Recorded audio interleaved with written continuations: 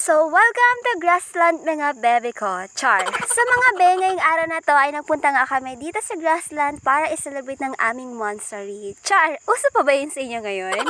Well, sa amin yun, uso pa yun. Charot lang.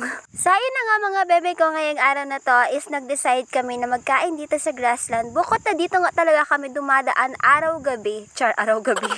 Umaga at hapon, dito talaga kami dumadaan mga bebe ko. Kaso lang, hindi talaga kami pumapasok dito. So, please be noted mga bebe, ang entrance fee nila dito is 20 pesos per adult naman. At syempre naman, ang fee nila sa parking is 10 pesos. So, equals to 50 pesos. Kasi nga bebe, dalawa nga kami ang kakain dito. So, therefore, 40 pesos plus 10 pesos fee sa parking equals to 50.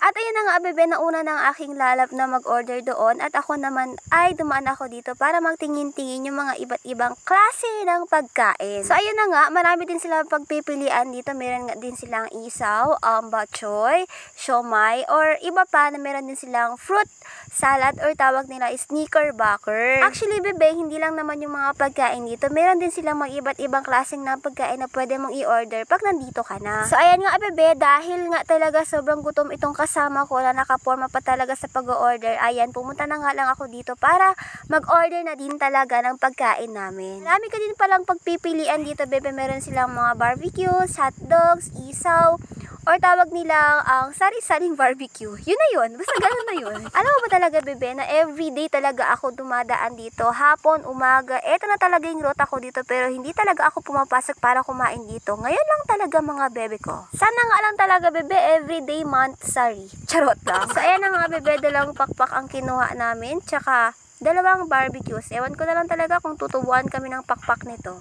So, after nga namin mag-order, bebe, ayan, ipapakita ko nga lang talaga sa inyo etong mga view nila dito or yung mga pagkain na pwede nyong i-order. Kaso lang hindi talaga klaro. Kaya naman pagpasensyahan nyo na lang yung vlogger nyo kasi bago pa lang talaga ako nag-vlog. Hindi pa talaga tayo expert. My God! Kaya naman kung gusto nyong pumunta dito, mga bebe, wag naman araw. Pumunta kayo ng gabi kasi ang ganda pag gabi. Marami talagang lights at syempre naman maganda ang view papuntang town. So, ayun na nga, bebe, after ng ilang minuto, dumating na nga ang aming order. Tada!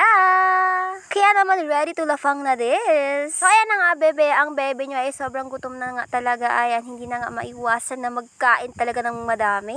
Kung ganito naman talaga ang ulam mo everyday, magkaka-Andy rice ka talaga ng 3 beses. Char, 3 beses, tapos Andy rice. Pero in fairness, mga bebe, ang sarap talaga ng barbecue nila. As in, talaga. At ayan na nga, bebe, tingnan nyo, kulang pa nga ang rice ni Lalav. Kaya naman, ayan, pinautusan akong kumuha ulit ng rice para sa kanya kasi nga gutom na nga at saka masarap talaga yung barbecue nila.